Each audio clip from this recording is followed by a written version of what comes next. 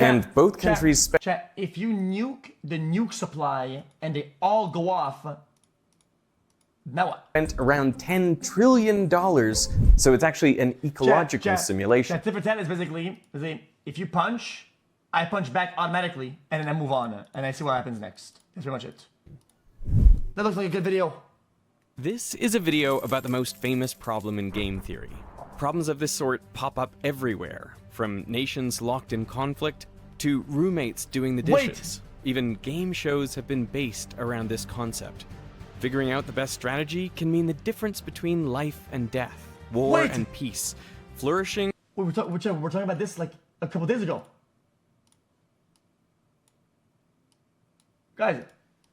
And the destruction of the planet. And in the mechanics of this game, we may find the very source of one of the most unexpected phenomena in nature: cooperation.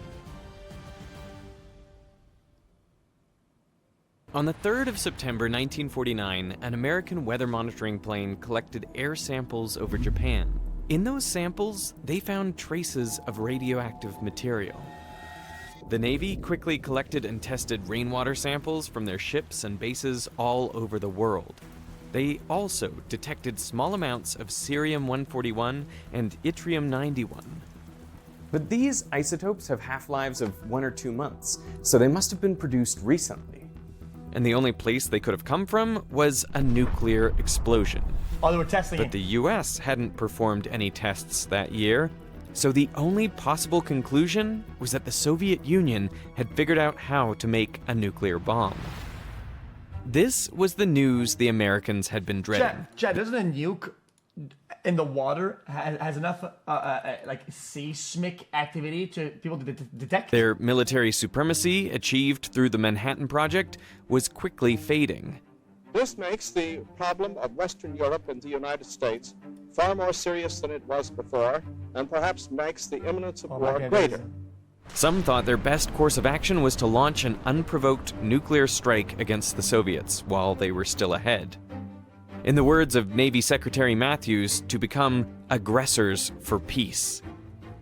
John von Neumann, the founder of game theory, said, "If you say, why not bomb them tomorrow, I say, why not bomb them today?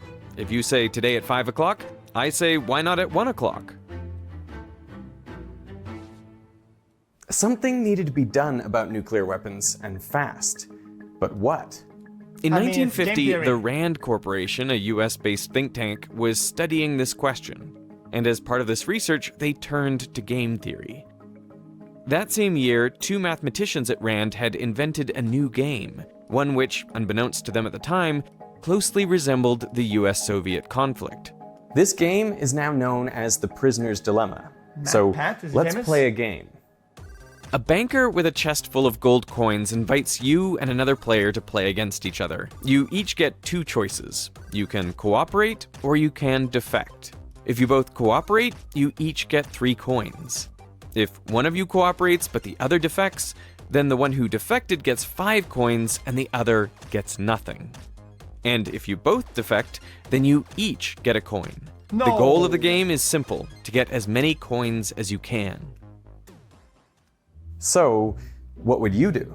Always steal. Suppose your opponent cooperates. Then you could also cooperate and get 3 coins. Or you could defect and get 5 coins instead. So you are better off defecting. But what if your opponent defects instead? Chat. You get the head start while you still can, and then you spam defect. Just go for it. Well, you could cooperate and get no coins, or you could defect and at least get 1 coin.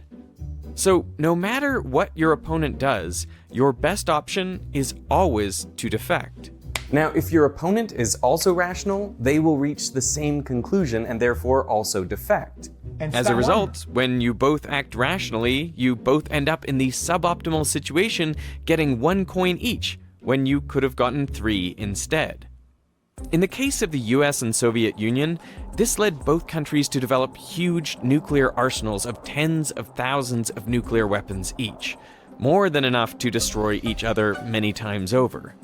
But since both countries had nukes, neither could use them. And both countries...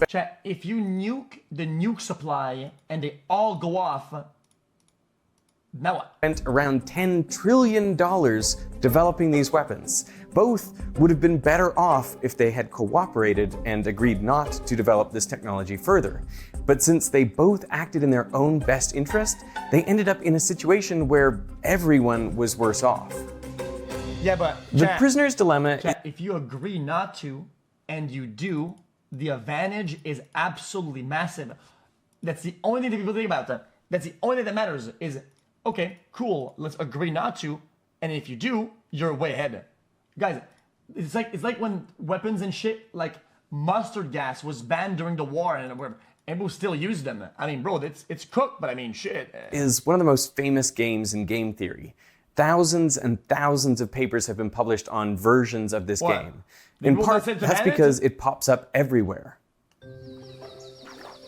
Impalas, living in Phosphorus between gas, phosphorus African gas, woodlands and savannas, are prone to catching ticks, which can lead to infectious diseases, paralysis, even death. So it's important for impalas to remove ticks, and they do this by grooming. But they can't reach all the spots on their bodies, and therefore they need another impala to groom them. Now, grooming someone else comes at a cost. It costs saliva, electrolytes, time, and attention, all vital resources under the hot African sun, where a predator could strike at any moment. So for the other So impala, beautiful. it would be best not to pay this cost. But then again, it too will need help It's a grooming. leopard. So all impalas face a choice. Should they groom each other or not? In other words, should they cooperate or defect? Well, if they only interact once, then the rational solution is always to defect. See? That So I said- other impala is never going to help you, so why bother? But the thing about a lot of problems is that they're not a single prisoner's dilemma. Impalas see each Multiple other instances. day after day in Chat. the same situation. Chad, so you get what you try to get ahead, and after that, you either spam defect, and then you try to tempt them to spamming a share, and then you both spam share. The understanding will balance out. This is what I think is going to happen. Situation keeps happening It'll balance over out. and over again. So that changes the problem. Because instead of playing the prisoner's dilemma just once, you're now playing it many, many times. And if I defect now, then my opponent will know that I defected, and they can use that against me in the future. So what is the best strategy in this repeated game? That is what Robert Axelrod, a political scientist, wanted to find out. Still late. So in 1980, he decided to hold a computer tournament. He invited some of the world's leading game theorists from many different subjects This is interesting to as fuck. submit computer programs that would play each other. Axelrod called these programs strategies. Each strategy would face off against every other strategy and against a copy of itself. And each matchup would go for 200 rounds. That's important, and we'll come back to it. Now, Axelrod used points instead of coins, but the payoffs were the same. The goal of the tournament was to win as many points as possible. And Okay. in the end, the whole tournament was repeated 5 times over to ensure the success was robust and not just a fluke. Yeah, but is it doing any Axelrod behavior gave an analysis? example of a simple Whatever. strategy. It would start each game by cooperating and only defect after its opponent had defected twice in a row. In total, Axelrod received 14 strategies, and he added a 15th called random, which just randomly cooperates or defects 50% of the time. Which actually might be pretty All good. strategies were loaded onto a single computer where they faced off against each other. Random actually One be of the best, actually. strategies was called Friedman. It starts off by cooperating, but if its opponent defects just once, it will keep defecting for the remainder of the game. Another strategy was called Joss. It also starts by cooperating, but then it just copies what the other player did on the last move. Then around 10% of the time, Joss gets sneaky and defects. There was also a rather elaborate strategy called Grass Camp. This strategy works the same as Joss, but instead of defecting probabilistically, Grass Camp defects in the 50th round to try and probe the strategy of its opponent and see if it can take advantage of any weaknesses. Okay, good. The most elaborate strategy was Name Withheld, with 77 lines of code. After all the games were played, the results were tallied up and the leaderboard established. The crazy thing was that the simplest program ended up winning, a program that came to be called Tit for Tat. Tit for Tat starts by cooperating, and then it copies exactly what its opponent did in the last move. So it would follow cooperation with cooperation and defection with defection. But only once. If its opponent goes back to cooperating, so does Tit for Tat. When Tit for Tat played against Friedman, both started by cooperating, and they kept cooperating, both ending up with perfect scores for complete cooperation. When Tit for Tat played against Joss, they too started by cooperating, but then on the 6th move, Joss defected. Chat. The problem with this, chat, hold on, isn't that if there's gonna be a victim, you will always be the first victim? Sparked a series of back and forth defections, a sort of echo effect. Okay, so now you've got this alternating thing, which will remind you of some of the politics of the world today, where we have to do something to you because of what you did to us. And then when this weird program throws in a second unprovoked defection, now it's really bad, because now both programs are going to defect on each other for the rest of the game. And that's also like some of the things that we're seeing in politics today and in international relations. As a result of these mutual retaliations, both Tit for Tat and Joss did poorly. But because Tit for Tat managed to cooperate with enough other strategies, it still won the tournament. We're being joined. Hey, my God, there's Professor Axelrod. Hey, there's Steven Schwartz. Whoa, what a treat this is. And I imagine initially it'd be sort of like computer chess, where you need a pretty complicated program to play a sophisticated game. But in fact, it was not like that at all. It was the simplest strategy that did the best. So I analyzed how that happened. Well, random is more Axelrod simple. found that all the best performing strategies, including Tit for Tat, shared 4 qualities. First, they were all nice, which just means they are not the first to defect. So Tit for Tat is a nice strategy. It can defect, but only in retaliation. The opposite of nice is nasty. That's a strategy that defects first. So Joss is nasty. Out of the 15 strategies in the tournament, 8 were nice and 7 nasty.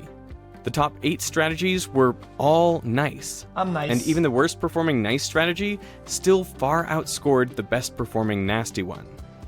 The second important quality was being forgiving. A forgiving strategy is one that can retaliate, but it doesn't hold a grudge. So Tit for Tat is a forgiving strategy. It retaliates when its opponent defects, Boy, just like but me. it doesn't let defections from before the last round influence its current decisions. Friedman, on the other hand, is maximally unforgiving. After the first defection, just from the opponent would defect for the rest of the game. Okay, that's it. No mercy. And that might feel good to do, but it doesn't end up working out well in the long run. This conclusion, that it pays to be nice and forgiving, came as a shock to the experts. Many had tried to be tricky and create subtle, nasty strategies to beat their opponent and eke out an advantage. But they all failed. Instead, in this tournament, nice guys finished first. Now, Tit for Tat is quite forgiving, but it's possible to be even more forgiving. Axelrod's sample strategy only defects after its opponent defected twice in a row. It was Tit for 2 tats. Now, that might sound overly generous, but when Axelrod ran the numbers, he found that if anyone had submitted the sample strategy, they would have won the tournament. This is tough, chat. Guys, I wonder if you increase the sample size or lower sample size and you have more strategies, more bots, more runs, it would change the results drastically. It's so clever. There's so many layers to this story. After Axelrod published his analysis of what happened, or circulated it among these game theorists, he said, now that we all know what worked well, let's try again. So he announced a second tournament where everything would be the same except for one change, the number of rounds per game. See, More in the or first less? tournament, each game lasted precisely 200 rounds. many. And that is important, 250 because instead. if you know when the last round is, then there's no reason to cooperate in that round, so you're better off defecting. Of course, your opponent should reason the same, and so they should also defect in the last round. But if you both anticipate defection in the last round, then there's no reason for you to cooperate in the second to last round, or the round before that, or before that, and so on all the way to the very first round. And so in It's Axelrod's true. tournament, it was a very important thing that the players didn't know exactly how long they were going to be playing. They knew on average it would be 200 rounds, but there was a random number generator that prevented them from knowing with certainty. Yeah, if you're not sure when it ends, then you have to kind of keep cooperating because it might keep going, and you might need them on your side. Yeah. For this second tournament, Axelrod received 62 entries and again added random. The contestants had gotten the results and analysis from the first tournament and could use this information to their advantage. This created two camps. Some thought that clearly being nice and forgiving were winning qualities, so they submitted nice and forgiving strategies. One even submitted tit for two tats. The second camp anticipated that others would be nice and extra forgiving. Therefore, they submitted nasty strategies to try to take advantage of those that were extra forgiving. One such strategy was called Tester. It would defect on the first move to see how its opponent reacted. If it retaliated, Tester would apologize and play tit for tat for the remainder of the game. If it didn't retaliate, Tester would defect every other move after that. Chat, this is actually what I said about being the first victim, but this he makes sure that he's not the first victim. But again, being nasty didn't pay. And once again, tit for tat was the most effective. Nice strategies again did much better. In the top 15, only one was not nice. Similarly, in the bottom 15, only one was not nasty. After the second tournament, Axelrod identified the other qualities that distinguished the better performing strategies. The third is being retaliatory, which means if your opponent defects, strike back immediately. Don't be a pushover. Oh shit. Always cooperate is a total pushover, and so it's very easy to take advantage of. Tit for tat, on the other hand, is very hard to take advantage of. The last quality that Axelrod identified is being clear. Programs that were too opaque, that were too Hard to similar to a random program, you couldn't figure them out because they were so complicated. It was very hard to establish any pattern of trust with a program like that because you couldn't figure out what it was doing. Not you. I mean, the other programs it was playing couldn't figure them out. And so they would end up more or less defaulting to thinking every turn is like the last time. Hold on, last pause. This guy says it. Reminded you're a scumbag who said it. The reason is the ever split that always steal. But the sample size is 1. What I told last time about with game theory, in a game theory with a sample size of 1, you have to just always steal. I'm going to see you, so I might as well defect. You have to. What to me is mind-blowing about this is that these 4 principles, being nice, forgiving, provocable, and clear, is a lot like the morality that has evolved around the world that is often summarized as an eye for an eye. It's not Christianity, by the way. It's not turn the other cheek philosophy. It's some older philosophy. What's interesting is that while Tit for Two Tats would have won the first tournament, it only came 24th in the second tournament. What the fuck? This highlights an important fact. In the repeated prisoner's dilemma, there is no single best strategy. The strategy that performs best always depends on the other strategies it's interacting with.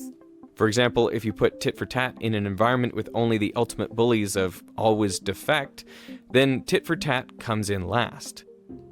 I wanted to see whether, for example, the tit for tat did well because it did well with really stupid rules that didn't do well at all themselves, that basically it took advantage of people. So he ran a simulation where successful strategies in one generation would see their numbers grow, and unsuccessful ones would see their numbers drop. In this simulation, the worst performing strategies quickly shrink and go extinct, while the top performing strategies become more common. Harrington, the only nasty strategy in the top 15, first grew quickly, but then as the strategies it was preying on went extinct, Harrington's numbers also quickly dropped. This shows a main chameleon, benefit right? of this simulation because it tests how well a strategy does with other successful strategies. After 1,000 generations, the proportions are mostly stable, and only nice strategies survive.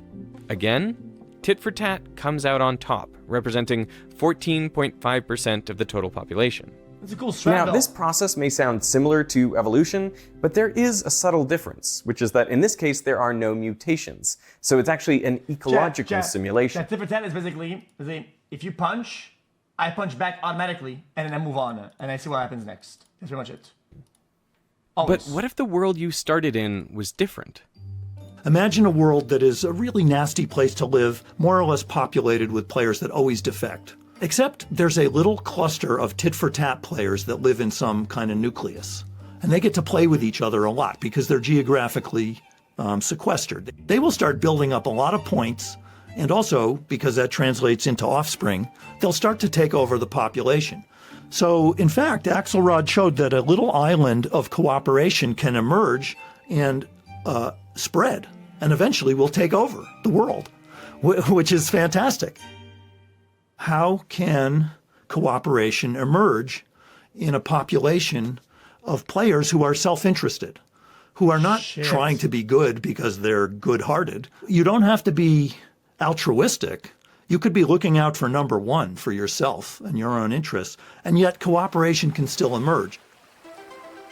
There's a bunch of philosophical concepts packed into one video. Some argue that this could explain how we went from a world full of completely selfish organisms, where every organism only cared about themselves, to one where cooperation emerged and flourished. From impalas grooming each other to fish cleaning sharks. Many life forms experience conflicts similar to the prisoner's dilemma, but because they don't interact just once, both can be better off by cooperating. And this doesn't require trust or conscious thought either, because the strategy could be encoded in DNA. As long as it performs better than the other strategies, it can take over a population. True.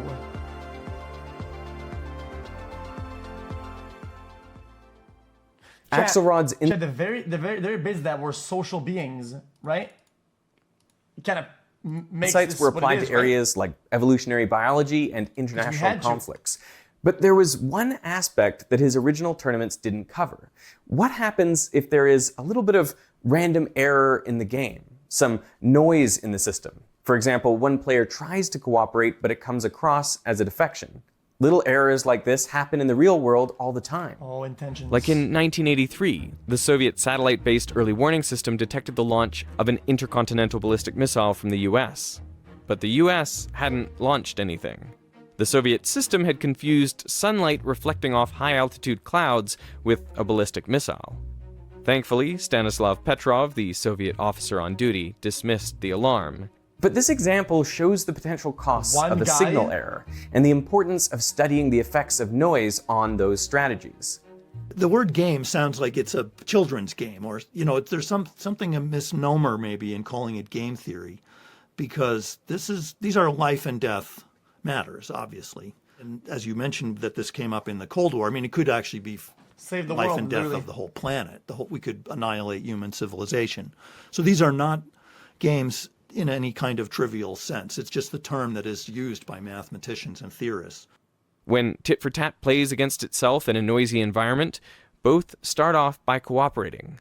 But if a single cooperation is perceived as a defection, then the other tit-for-tat retaliates, and it sets off a chain of alternating retaliations. And if another cooperation is perceived as a defection, then the rest of the game is constant mutual defection. Therefore, in the long run, both would only get a third of the points they would get in a perfect environment. Tit-for-tat goes from performing very well to performing poorly. So how do you solve this? Well, you need a reliable way to break out of these echo effects. Communication is key. One way to do this is by playing tit-for-tat, but with around 10% more forgiveness. So instead of retaliating after every defection, you only retaliate around 9 out of every 10 times. This helps you break out of those echoes while still being retaliatory enough to not be taken advantage of. And so we also ran the tournament with noise and generosity. And that did quite well. That looks fun to research if you're into that, I feel like. My favorite example Maybe is tit-for-tat does really well, but it could never do better than the player it's playing with. Guys, look, guys. I mean, guys, this old as fuck. He's probably like retired or some shit. He looks really happy and passionate about this. It's probably fun. Think to about it. that. By design, all they can do is lose or draw. And yet, when the results of all interactions are tallied up, they come out ahead of all other strategies. Similarly, always defect can never lose a game. It can only draw or win. But overall, it performs extremely poorly. Yeah. This highlights a common misconception. Because for many people, when they think about winning, they think they need to beat the other person. In games like chess or poker, this is true, since one person's gain is necessarily another person's loss. So these games are zero-sum. But most of life is not zero-sum. To win, you don't need to get your reward from the other player. Instead, you can get it from the banker. Only in real life, the banker is the world. It is literally everything around you. It is just up to us to find those win-win situations and then work together to unlock those rewards. Chat, Cooperation pays. I think a lot of things are saturated these days, though, no? And it's bound to be cannibalistic one way or another, no? Even among rivals. From 1950 to 1986, the US and Soviet Union had trouble cooperating, and both kept developing nukes. But then, from the late 80s onwards, they started reducing their nuclear stockpiles. They too had learned how to resolve conflict. Maybe not. Rather than making an agreement to abolish all nuclear arms at once and essentially turning it into a single prisoner's dilemma, they would disarm slowly, a small number of nukes each year. And then they'd check each other to see that they had both cooperated, and then repeat the year after, and the year after that, all along checking to ensure mutual cooperation. In the more Who cares about 10,000 good bombs when you, let's say you have one absolute giga chad massive bomb? More than 40 years since Axelrod's tournaments, researchers have continued to study which strategies perform best in a variety of environments. In doing so, they varied everything from payoff structures to strategies to errors and more. Some even allowed the strategies to mutate. While tit for tat or generous tit for tat doesn't always come out on top, Axelrod's main takeaways still hold. Be nice, forgiving, but don't be a pushover. Okay. Can I ask you, why did Anatole Rappaport submit tit for tat? Well, the reason was because I asked him to. and he wrote saying, yeah, I'm willing to do that, but I just want to be clear that I'm not sure that this is really such a good idea. He was a peace researcher, and I think his own inclinations were to be much more forgiving and maybe and not be so provocable. What I find fascinating is that one of the main things that sets life apart from non-living things is that life gets to make decisions. We get to make choices that don't only change our future, but also the future of those we interact with. See, in the short term, it is often the environment that shapes the player, that determines who does well, but in the long run, it is the players that shape the environment. So let's play a game, the game of life. And make your choices wisely, because their impact may reach further than you think. Guys, I have the two first qualities, but I am sometimes a pushover. That's not good.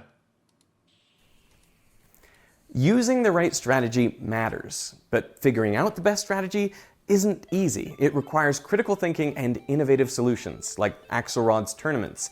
If you're looking for an easy way to build your problem-solving skills, then check out this video's sponsor, Brilliant. So I can afford Brilliant will help make you a better thinker in everything from math and data science to programming, technology, you name it.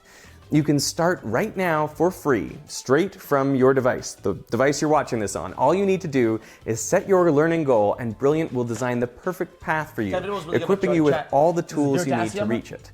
Did you like today's insights from game theory? Then Brilliant's brand new course, Intro to Probability, is the perfect next step. Introduction to Probability is your gateway to mastering the tools of chance, risk, and prediction.